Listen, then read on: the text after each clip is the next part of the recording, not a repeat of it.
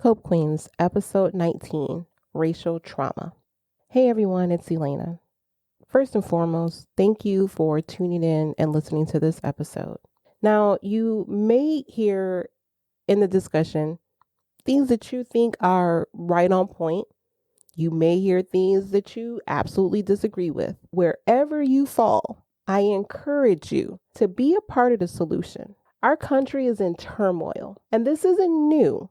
When you compound it with the pandemic and that stress, and then you have a murder that occurs like George Floyd, or an unlawful police shooting like the one that took place with Jacob Blake. And I don't believe that all of the protests that we've seen have all been violent. And I don't believe that the intention was for the ones that are trying to make a difference was for them to become violent. I think that there are other forces at work that ignite some of that. Now, I know even after George Floyd and I saw everyone looting, I'm like, what the hell? How is that in honor of him? But I had to take a step back. And I took a step back and I said, when you're thinking about PTSD, there are triggers and responses and reactions that occur because of the flashbacks, because of the anxiety. And so someone's responses may not always be rational. 9 times out of 10, they will not be rational because they're not in a rational state of mind. When we explore this topic of racial trauma, we have to understand that there's only so much that an individual can take. When you oppress people, when you marginalize people, when you hold people down and you hold them back and you prevent them from living the life that they are supposed to be able to live, you do not get to control their reactions to it. You don't have to agree with it. I'm not asking you to agree. You will never hear me say that burning down a neighborhood is justice. I will say that there is a problem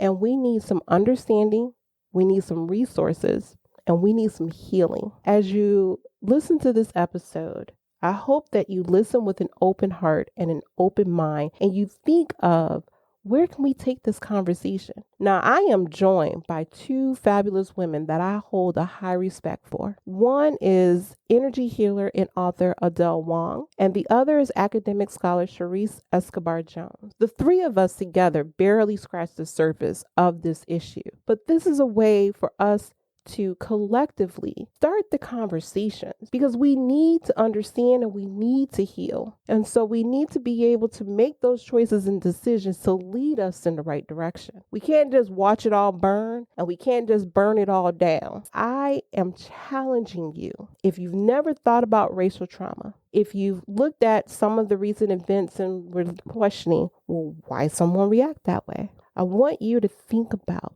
a time in your life where you just had enough. Now, maybe you were one of the lucky people who was raised in an environment that you learned those adaptive coping skills. Maybe you were one of those lucky people who has the ability to seek guidance from a pastor, from a minister, from a priest, from a therapist, from a counselor, from a life coach, from a mentor, from a best friend, from a mother, from a father. Unfortunately, not everyone in this country has that support system or resources. And by no means do I excuse or condone. I'm going to say it again. Not excusing it, not condoning it. But I do think that there is more beyond what we are seeing, and we need to figure out what is beneath the surface, what's behind the reaction, so that we as a country can heal and learn how to respect each other. You ain't gotta be best friends. You ain't gotta be singing kumbaya. But we need to get to a point where we just all value that we each individually have the right to live.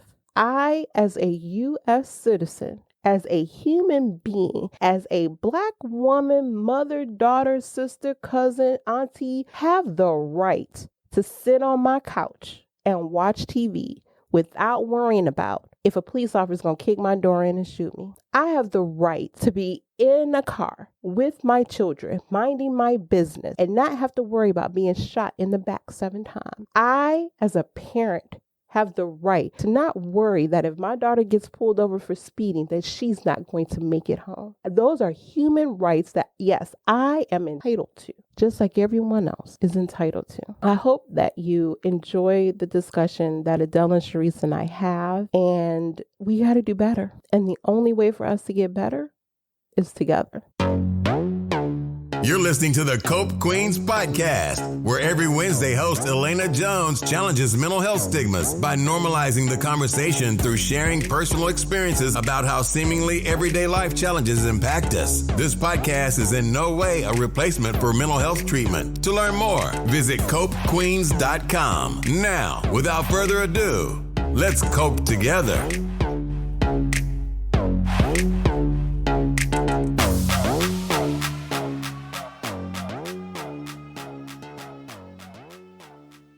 Adele, you want to kick us off? Sure. I'm Adele, and I typically work with women who are dealing with a lot of stress, overwhelm, and this topic is really up in my community. I would say about half of my clients are African American, and so I've been sitting with some of the questions we're going to be talking about today for some time, and been doing my own inner journey around this. And I'm not Caucasian.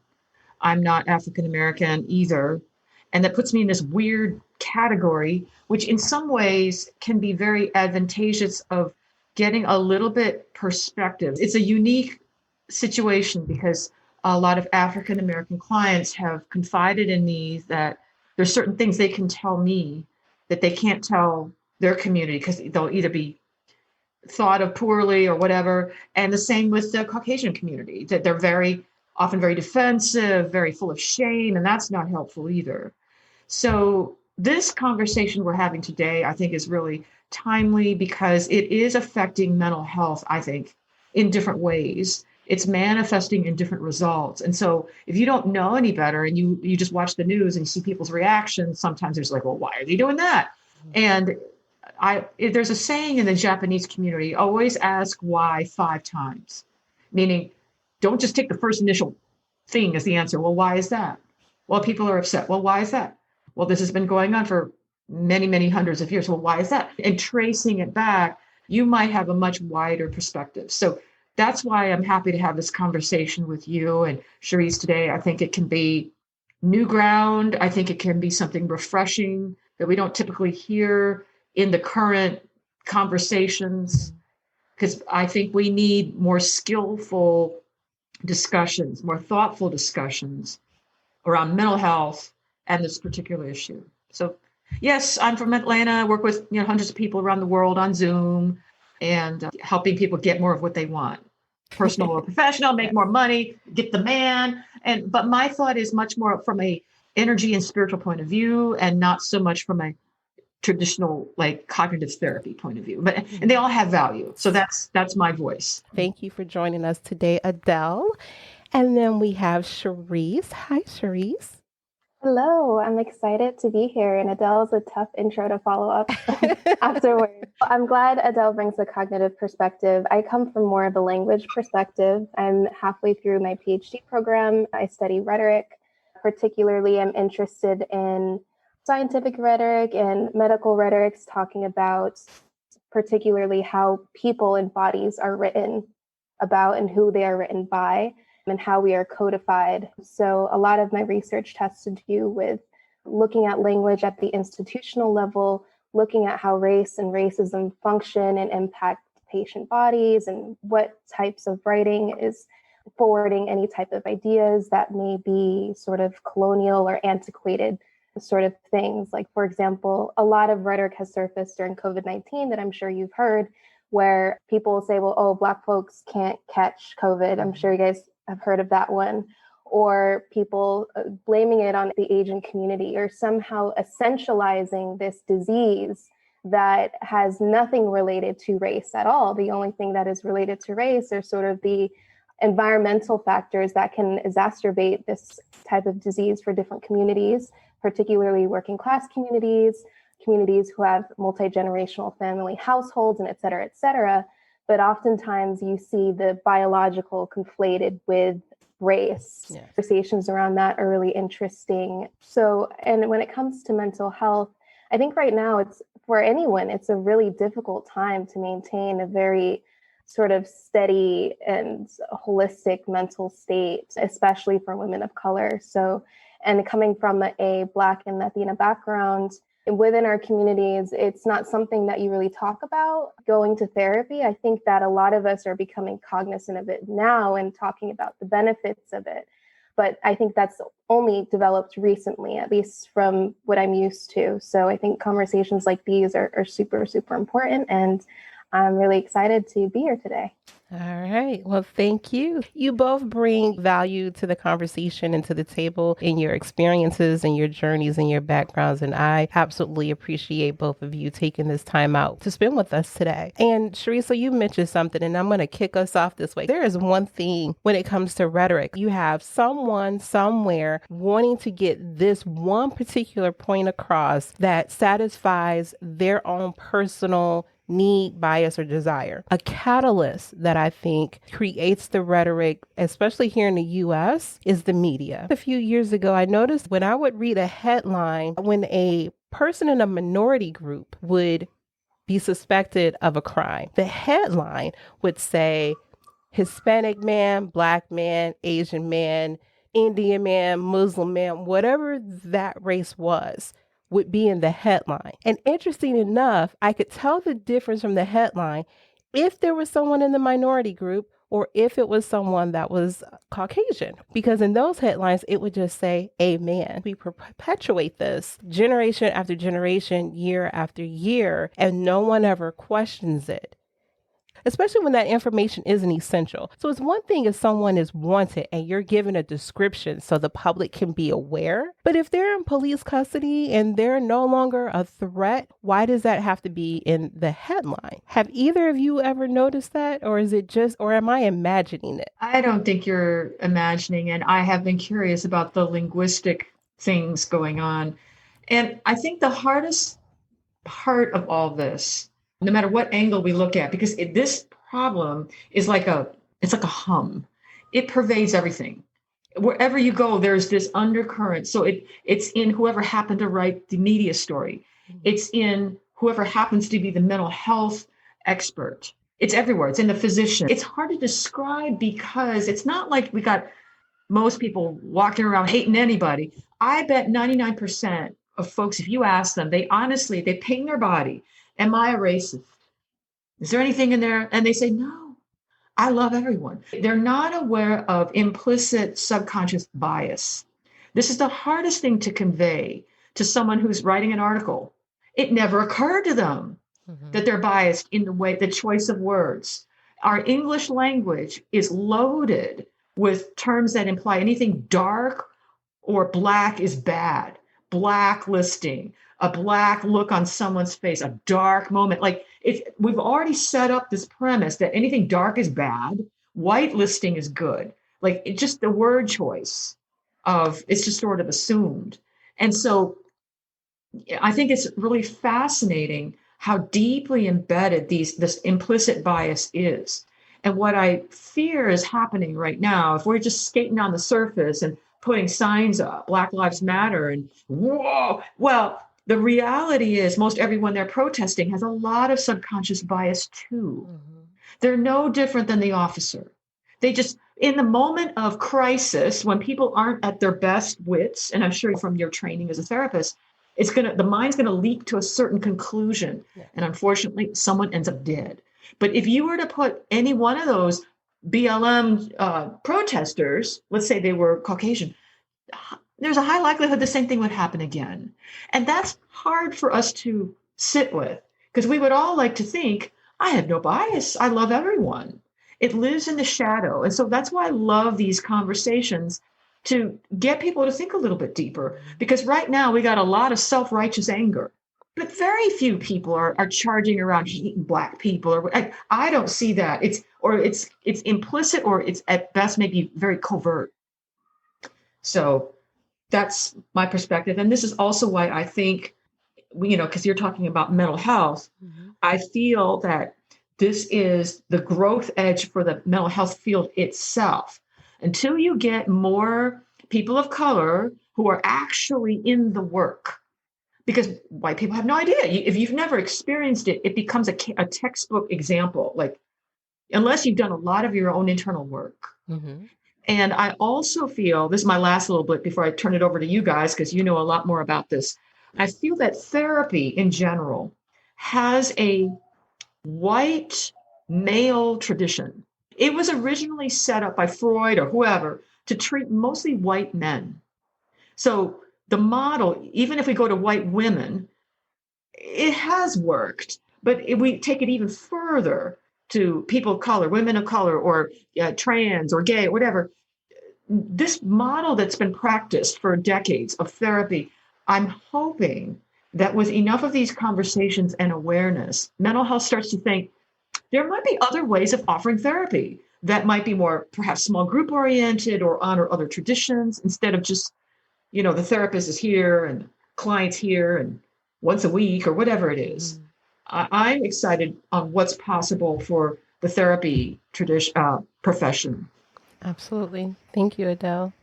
Cherice, did you have anything you wanted to add or a different perspective? Sure. I think I always think about what are the sort of institutional barriers that are preventing different communities from getting the care that we need. And I think I always go back to history. So if we're looking at colonial constructs of certain things, it's embedded within our language, kind of like Adele was talking about. I'm going to go back to the medical text, even in medical writing today, you'll see researchers write things like the biology of race, as if somehow Adele and I are inherently different people because we have different races, which is absolutely bogus and has been debunked. So, and I also think when it comes to the sort of mental health perspective, the way communities of color were portrayed in medicine and within therapy too, like for example, schizophrenia, that was considered at one point a Black disease.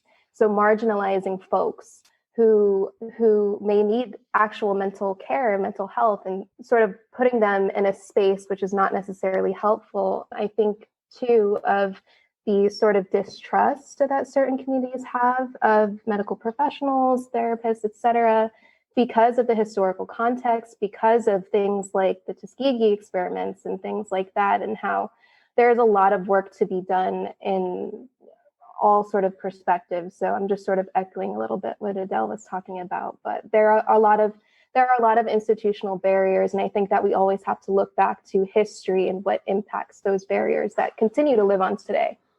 And I love that, Cherice, because I think people aren't asking why 5 times.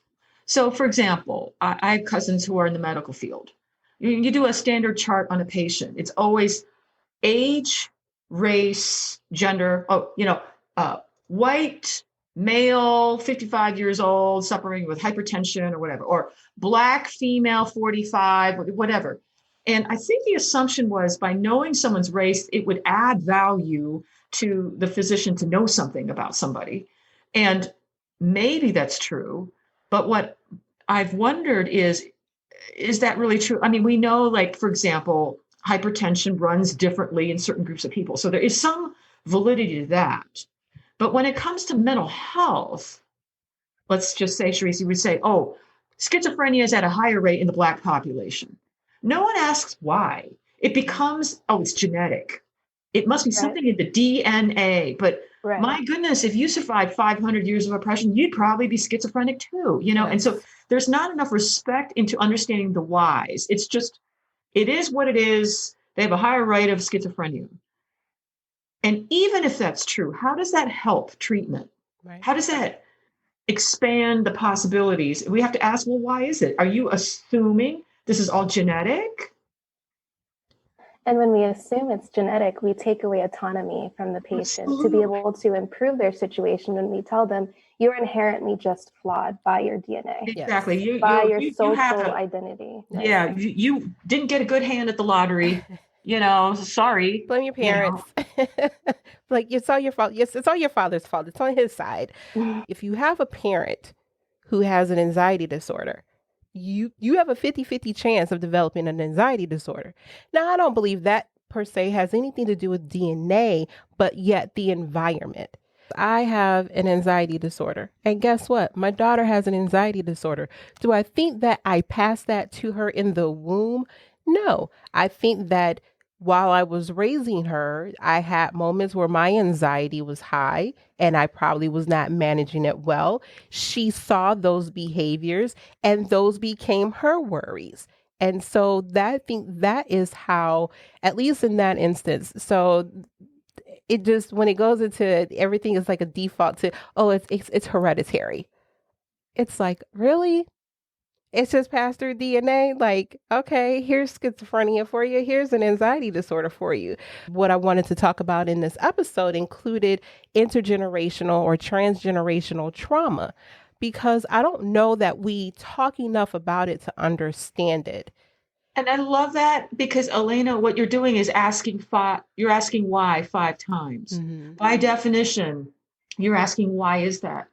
Well, why is that? No. Oh, historically, well, why is that? And you're going to get a much richer portrait of what's happening with someone to be able to sit with them instead of just telling them to think positive and whatever, And so I think that's really useful. My maternal grandfather was basically chased out of Mississippi in the early 40s with a disagreement with his employer. His employer shorted him, and my grandfather, being the man that he was, confronted him. And I think that there was an altercation where he either threatened or punched the owner's son. Whatever the case may be, basically they threatened to kill my grandfather. Now we're talking about Mississippi. We heard those from generation to generation, and it gives you an impression of the world. I have not once been to the state of Mississippi for that reason. I had someone say, well, why is everyone so upset about what happened in slavery? You guys weren't around then.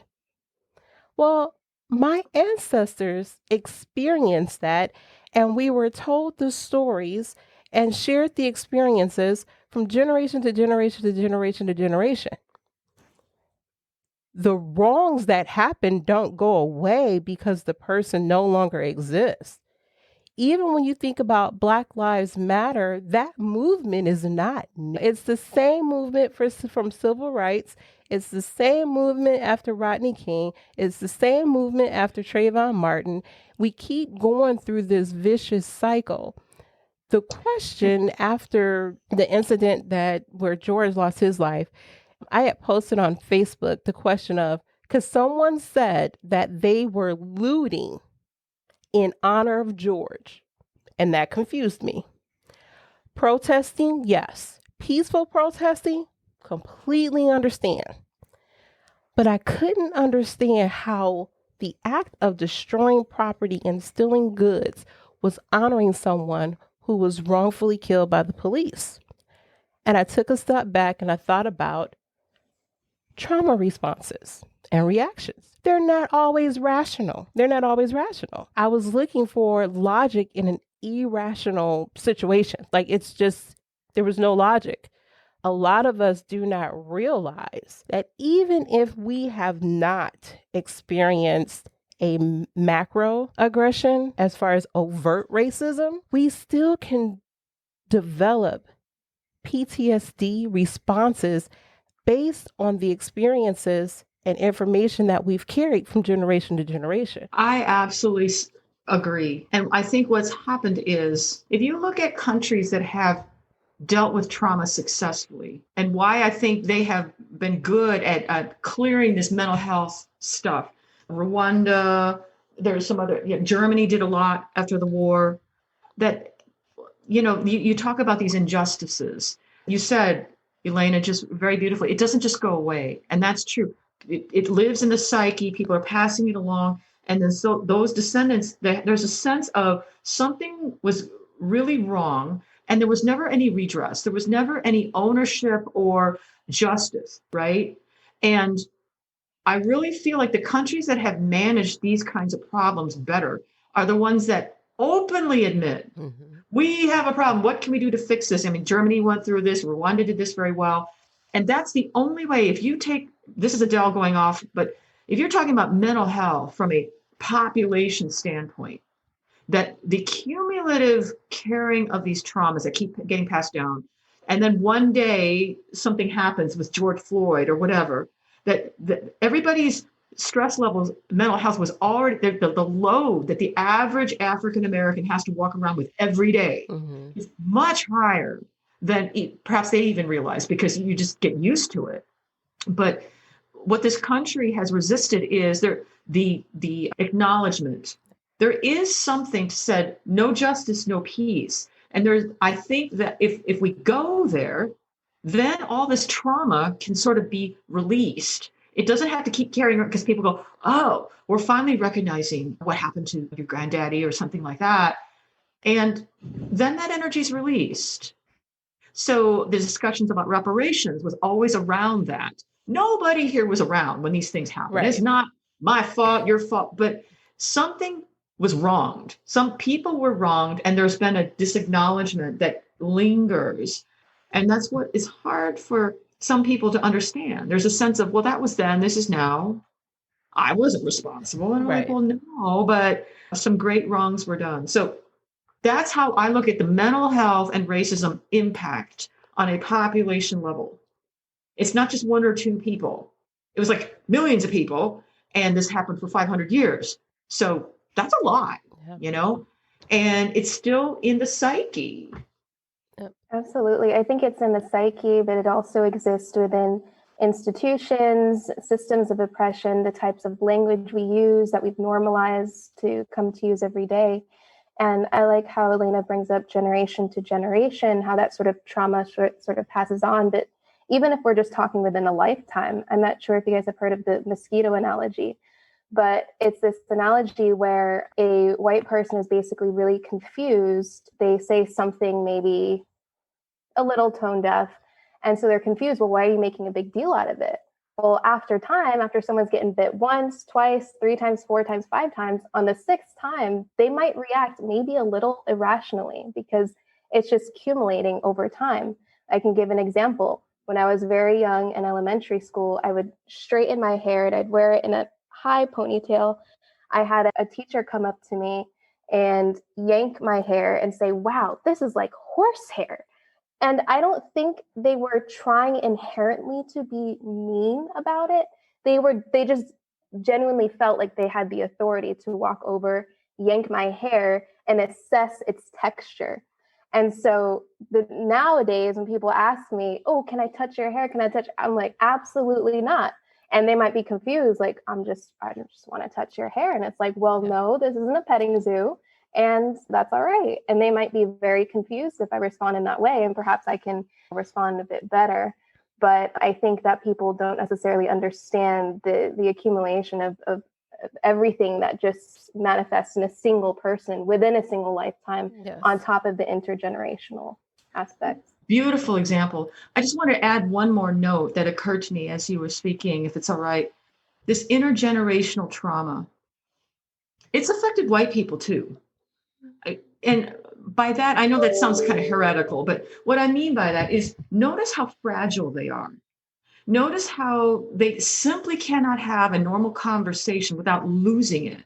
The shame, the defensiveness, the lashing out. Because on some level, there is an awareness that something's not quite right, because this has been suppressed for so long in their psyche too. I'm a good person. I love everybody. And my thought is, if we could get to talking about racism as if it were like any other disease, cancer, AIDS, that there's some things that work, some things that don't, but nobody takes it on personally. So what's happening is white people just can't stand the thought of being thought of as racist. It just sends them off, you know. And I've been curious on why that is. So on some level, it's affecting them too, because there's it has to equalize, right? Like, this has to be lanced, and because nobody here's fault. So I just thought I'd share that. But that's interesting what you said, Cherice, that maybe that teacher wouldn't think of doing that with a Caucasian student's ponytail. Oh, she absolutely would not have done that with a Caucasian student. I mean, come on. That's ridiculous. Yeah. But where did that idea come from? That is one of my biggest pet peeves. So I wear my hair natural. Like, yes, I get braids quite often, because the fact that I don't put relaxer and chemicals in my hair is actually very sensitive. So in order to protect my hair, I wear protective styles. But it drives me nuts when someone asks me if they can touch my hair. I am not a puppy. I'm not a poodle. It's microaggressions. And I think Part of the issue is microaggressions sometimes can be very subtle. That'll work into someone's mental health too. Yes. Like Absolutely. you will drive yourself crazy. Like, am I overreacting? Maybe I'm being too sensitive. I did an episode, I believe back in February, March, called Back of the Bus, because the day that we recorded, Kaya and I were coming from a doctor's appointment. We got on an elevator and 3 Caucasian female nurses got on the elevator with us. And as they passed us, one of them said, "Back of the bus, woo woo." And all 3 of them walked to the back of the elevator. And I just stood there like, oh, wait a minute. I'm triggered. But should I be triggered? Is that, did they? And then the rest of them, back of the bus, woo woo. And I'm thinking to myself, that is so inappropriate, is it not? But the 15-year-old next to me, as we're walking down, I'm confused. And I'm asking myself, like, all these questions, like, am I overreacting? She was like, I didn't notice. I think a lot of times we experience microaggressions and we put it on ourselves like, well, maybe I'm being too sensitive. But it's kind of like you said with the mosquito. It's like you get one after another, after another, and after another. And 10 years of that questioning, you're then questioning your own sanity. Exactly. And I remember that podcast specifically and just thinking about it. And it reminded me of Claudia Rankine has this amazing book called Citizen. If you haven't read it, I would highly recommend it. But she really captures this moment that happens after an exchange like that. It's like you're left in a moment of suspension where you're just not really sure what to do, which leaves you replaying the event after the fact over and over and over. And we immediately think that we're the ones in the wrong, that there's some sort of doubt that has overcome us. Like, I'm probably tripping. That takes a lot of emotional energy, I think, to sort of navigate that moment of suspension after each and every one of those events. And then after the fact, trying to replay it and say, well, what actually happened there? The person that is the offender, sometimes they're not even aware that what they just said or did was offensive.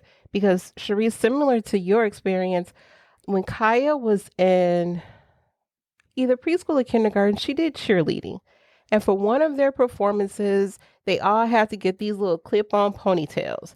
Well, she became attached to hers. So I let her wear it to school one day.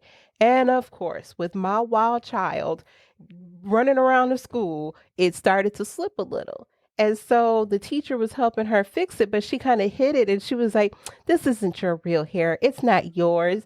And Kaya was like, "It is mine. It's like on my head." And so she came home from school upset because she's like, "The teacher told me this isn't my hair." And I'm like, "Oh, Lord." I said, "Well, technically it is yours because I paid for it." I think children have to deal with that from a super early age, whether it has to do with critiquing their writing, if it's not in a certain type of English or a certain type of dress or hair. Like I think of my young brother, Adam. It was a big trend in his high school to wear bandanas. And one day he wore a red bandana and his friends were all doing it too. But for some reason, he was the only one called out saying like, "Oh, it seems like there's some sort of gang affiliation going on here." And it's hard to want to protect kids while at the same time making them ready for these experiences so that when they enter them, they're not stuck silent for a long time, because I never talked about a lot of these things for a very long time until I got older and I realized, oh, there is something kind of weird about that. Yeah. So that they get into these moments and they're able to assess for themselves and perhaps react better and to think more critically about those situations. When you brought up the situation with Adam, it's like the conversation that I think every African-American parent has with their children now is how to be around police officers. When we watch TV shows, I'd be like, "Let me tell you all the things of how that interaction could have gone wrong. And let me teach you what not to do." Never in a million years when I became a parent did I think that I would have to have that conversation with my child. It just was not something that I thought about. And it's fascinating to me that the police unions have done polls of their members to find out, do you feel you're racist? Most cops honestly don't feel that they are. They can't see it. It's in the implicit bias. It's in the shadow. And that's what makes it so insidious. If you can't see it and you don't know it's there, it's hard to fix until something horrible happens and everyone has a little bit of a soul reckoning. Yeah. And then what do we do? What do we do? And there will be perhaps a small percentage of people that take it upon themselves to dig a little deeper. Yay for them. But most others, that was just one bad apple. I ran into this recently. There's always going to be somebody. I live in a fairly affluent, upper middle class neighborhood here. And we have an app called Nextdoor. I don't know if you guys have it. Yeah. Talks about who's buying and trading in the neighborhood stuff. And a gentleman posted on here. He was Indian. And he was walking down one of the streets here. And a white pickup truck came up. Two white gentlemen backed up and they spat in his face and drove off. And so this gentleman posted, I mean, I wasn't surprised, but he posted, and of course he was disgusted and shocked. But what was more interesting to me was the reaction of the neighbors who responded. So there was a whole slew, and this, I've been looking like data, like this is what tells me this is implicit bias, because more than half, about 70% were around the tone of, oh, those guys in the pickup truck must not be from here. They must be traveling. They're just moving through. It must be a bad apple. Or like there was all this denial, because I know that if the same thing had happened with a pickup truck with two guys and they lean out and they smile at this Indian man walking on the street, then everybody would be posting, that's us. That's our neighborhood. We're the good ones, right? Or if it's in another neighborhood, then people would say, well, that's what you get from that neighborhood, but we're not. And so there's this idea that we have a national problem, but somehow on my block, we're good. And so that just is so interesting. These things happen. And then the reaction of the observer is usually one of denial. I want to say, if it's a national problem, whether it's in Philadelphia or Chicago, why don't you think it's on your block? You know, do you think there's some sort of force field that keeps it's funny how people are, and that fascinates me that we don't see it. Yeah, I think it's hard for a lot of people to acknowledge their biases.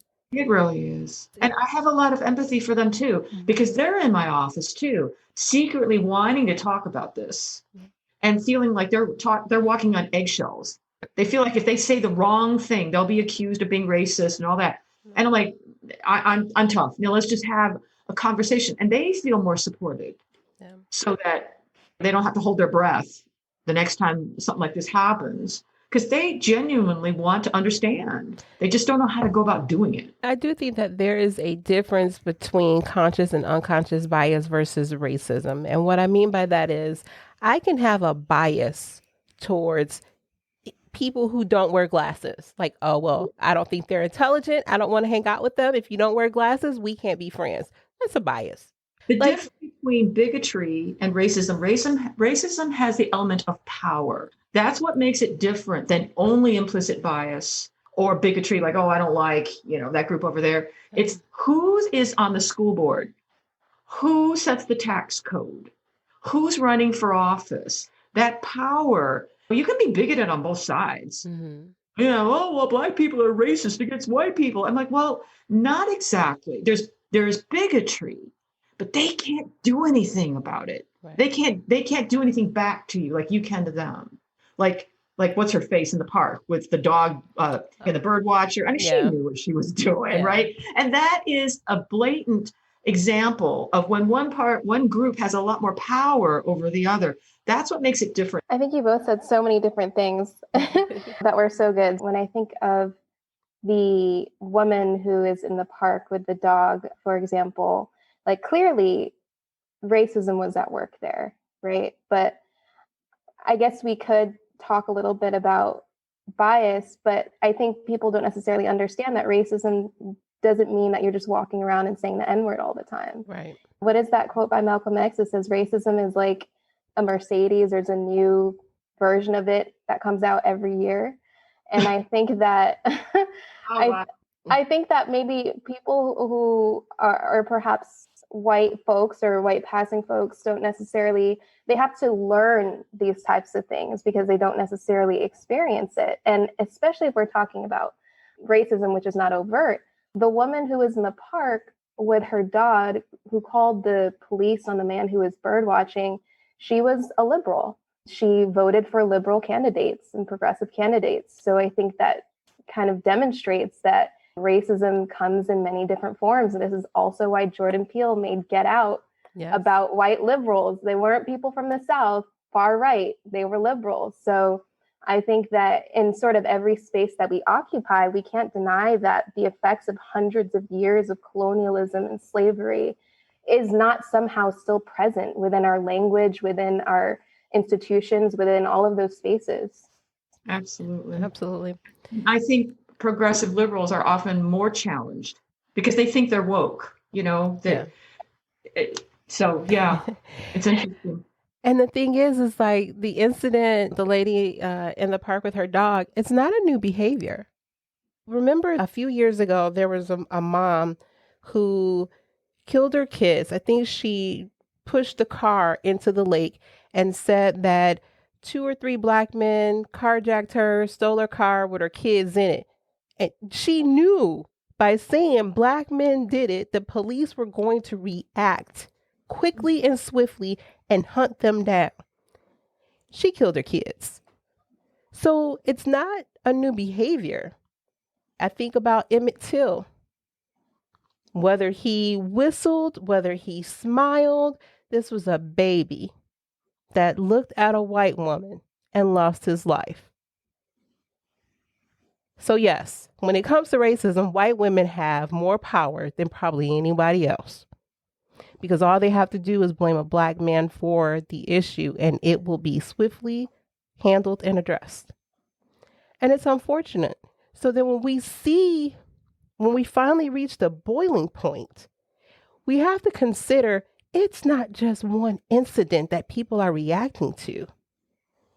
It's like the camel's back was broken 5 incidents ago, and now we've boiled over, and we can't look for everyone to react in what would be considered a quote and unquote rational or civil manner because we haven't treated them in a civil manner. Those are all learned behaviors. And you brought up a point, Adele, when you talked about the power of racism, and that's really what it comes down to. The people who are reacting in a way that maybe some of us are like, I don't understand it. Let me explain to you why that reaction comes. Because they have no power. They have no control. They have no voice. This is their way of gaining power, of gaining control, of having a voice. We don't have to agree. I will never agree with violence. I always think that there is a better way. But their journey is not my journey. Their experiences are not my experiences. My experiences have taught me that I can find another way, but I get it. It really comes down to when you strip somebody generation after generation, year after year, decade after decade, and you continuously marginalize them and you continually make them feel less than human, you don't get to control how the reaction comes out. Yeah. Mic drop. I just feel like I think people don't understand like the complexity that comes with this sort of looting and things like that. Like you can disapprove of it and not engage with it yourself, but you can also understand where it's coming from. So it's a very complicated issue that people like to resort to and point to, and it becomes dangerous when you point to those who are oppressed in a certain situation while ignoring everything else that is happening, ignoring why the protests are actually happening. It's a huge deflecting measure, and it's extremely dangerous. Yes, it is. Yeah, I mean, if you don't let people vote because you're suppressing or redlining or jury, whatever, you don't let people kneel, you don't let people get a job, you don't let people have, fair pay or whatever. I mean, all these things, you don't let them do anything. I can understand why there's nothing left to lose except blow up. Yeah. So it's a symptom more than the problem, I think. I mean, violence, no, it's not the answer, but ask why 5 times. Why did people feel like they had no other recourse than to destroy their own neighborhood? Wow, they must feel there's nothing left to lose. Well, why is that? Why is unemployment higher? Why are the schools so crappy? Why? Oh, it boils down to who's in charge of making key decisions. And we can trace these things calmly and go, oh, now I understand why the mental health situation is the way it is. Instead of telling people stop looting, which doesn't make anyone feel better. Doesn't address the issue. There has to be some acknowledgement of the wrongs. And then there has to be some healing. And it has to be real and genuine. It can't be this, oh, yeah, you all are right. Let me pat you on the head. Here's a cookie. Be a good boy and go sit down somewhere. My favorite is hopes and prayers. Hopes and prayers for those folks over there. Oh, how did that work? Hopes and prayers. After every shooting, hopes and prayers. Hopes and prayers. It's not genuine. It only fuels the fire when you pacify someone and when you minimize what they're expressing. It only makes the situation worse. And it does not help that there are third parties who are interfering with the peaceful protest, who are inciting violence for their own agendas. And it's only to distract from the work that the protesters are trying to accomplish out there. That is a whole other topic. Solve all the world's problems in an hour. In an hour. You are healed. Peace be unto you. Buy this water. It's $9.99, 3 ounces, and you're healed. Sorry, I saw the Miracle Water commercial in the middle of the night.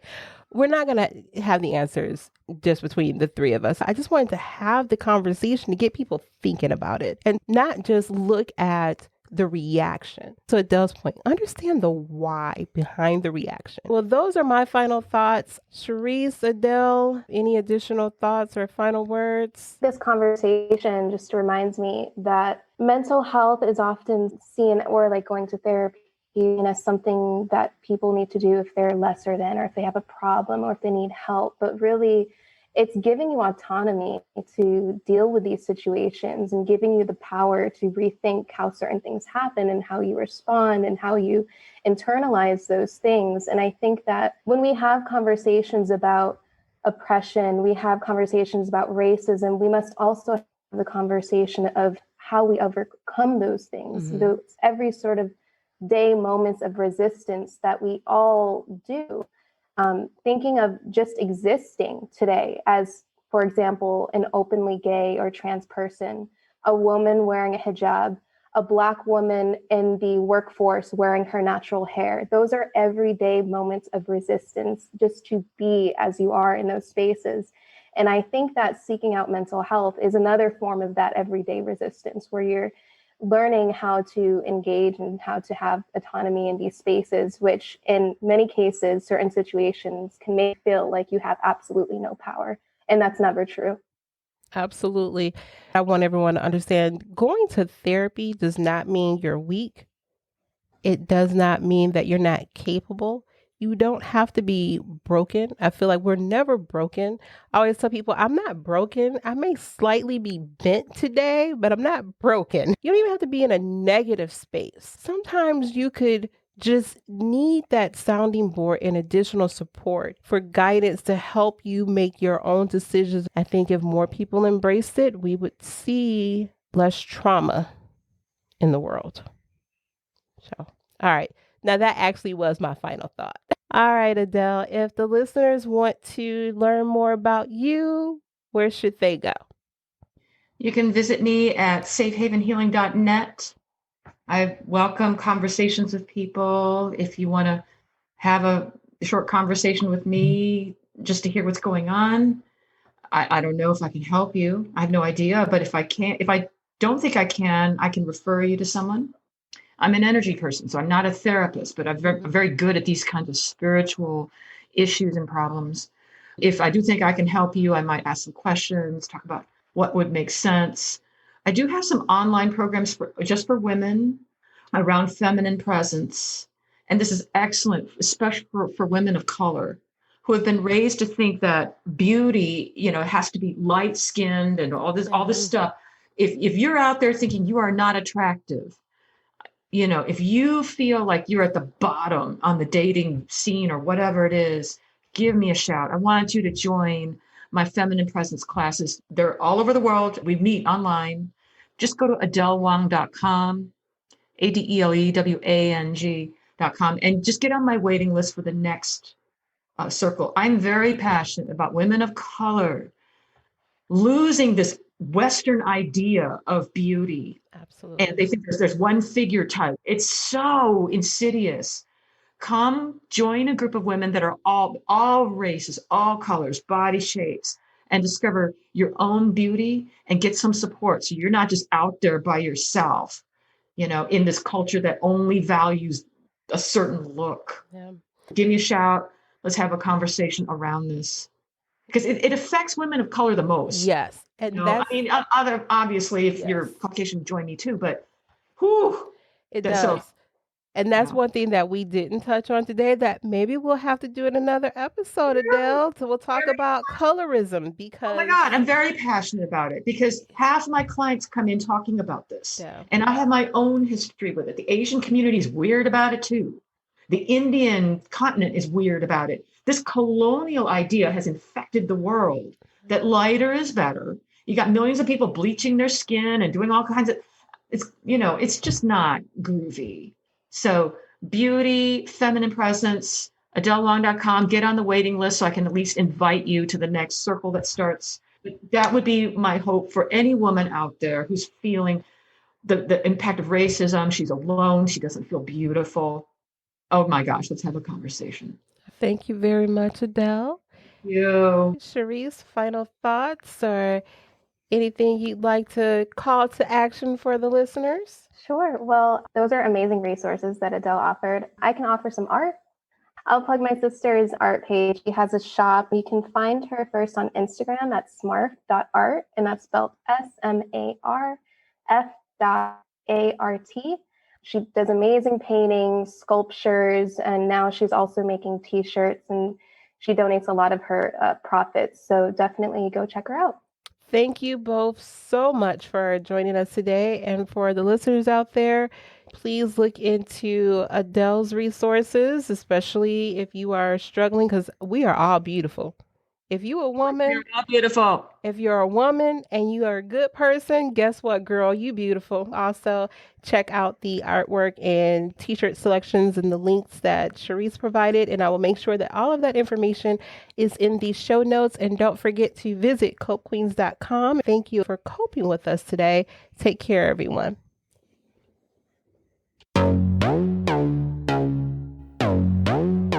You've reached the end of another episode of Cope Queens. We hope you enjoyed this episode. Visit copequeens.com for additional information and resources. Thank you for coping with us today.